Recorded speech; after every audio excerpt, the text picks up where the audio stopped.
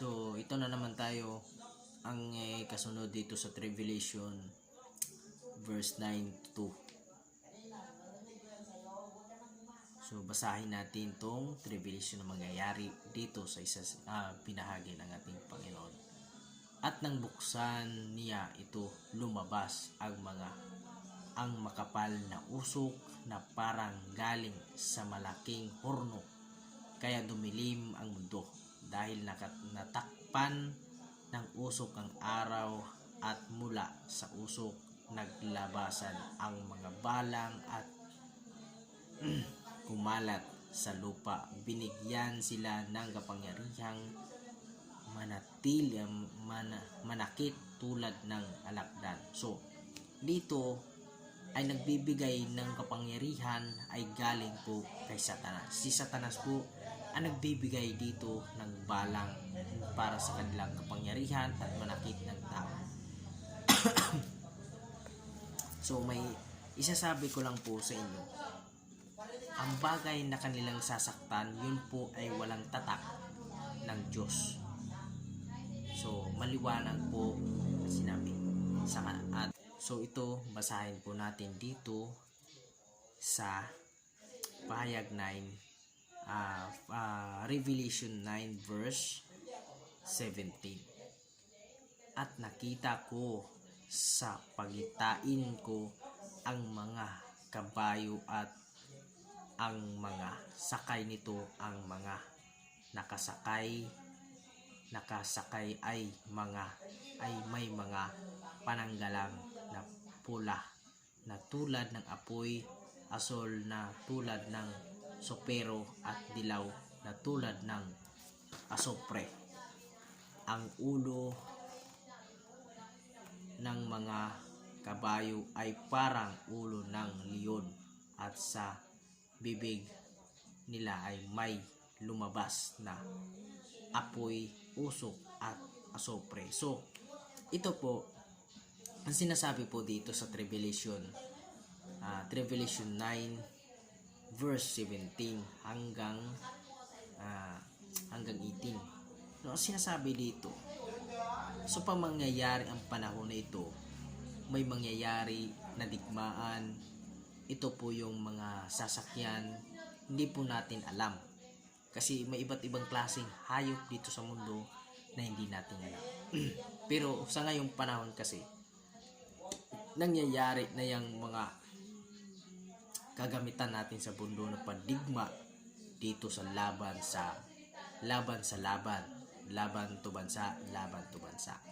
So baka lang, hindi ko pa sure, ang aking isinasabi na yan ang mangyayari na labanan sa pagdating ng tribulation na sinasabi dito sa Revelation 9 verse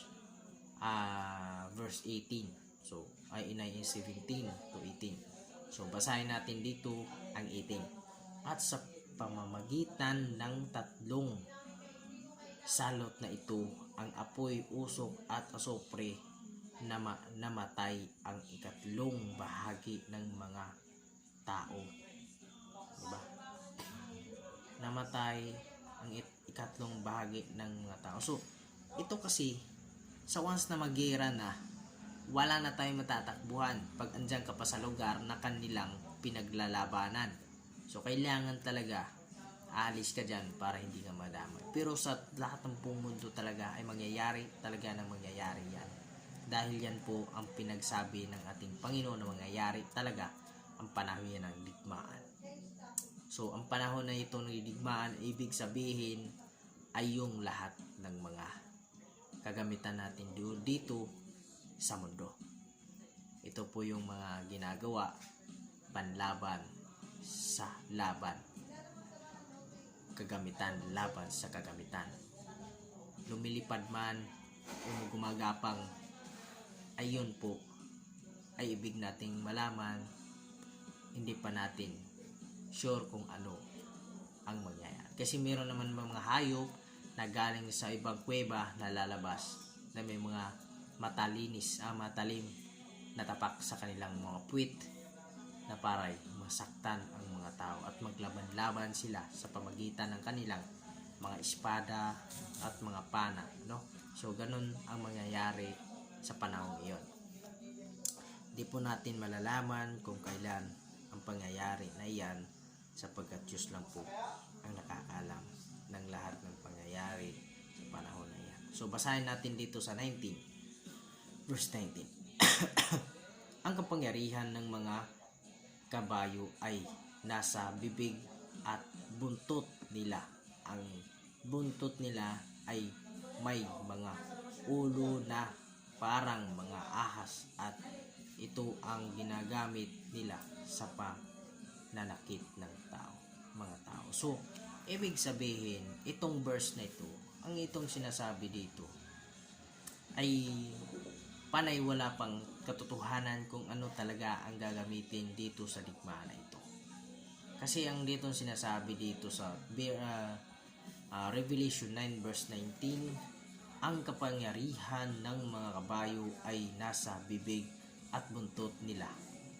Ang buntot nila ay may mga ulo na parang mga ahas, at ito ang ginagamit nila sa pananakit ng mga tao. So, hindi naman natin makita sa mga gamitan natin sa mundo na wala naman talagang buntot doon na mananakit ng tao.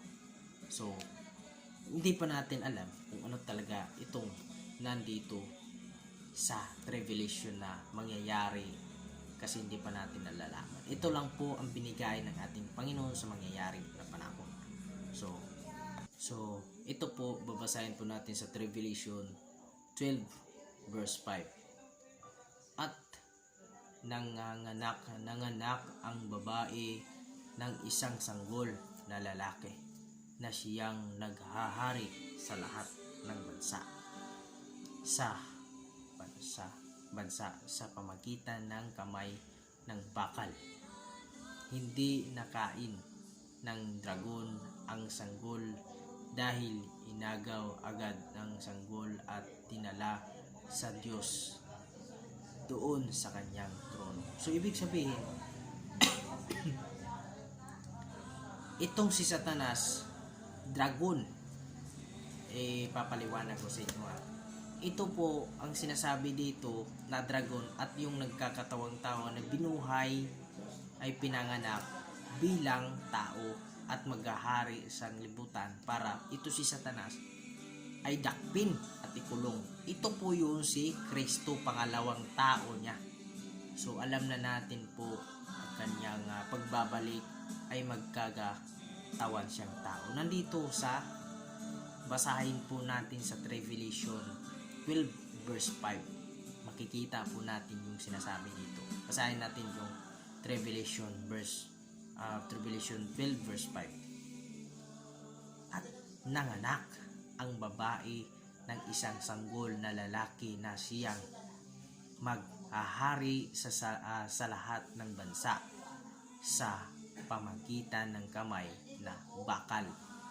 Hindi nakain ang dragon ang sanggol, dahil inagaw agad ang sanggol at dinala sa Diyos doon sa kanya trono.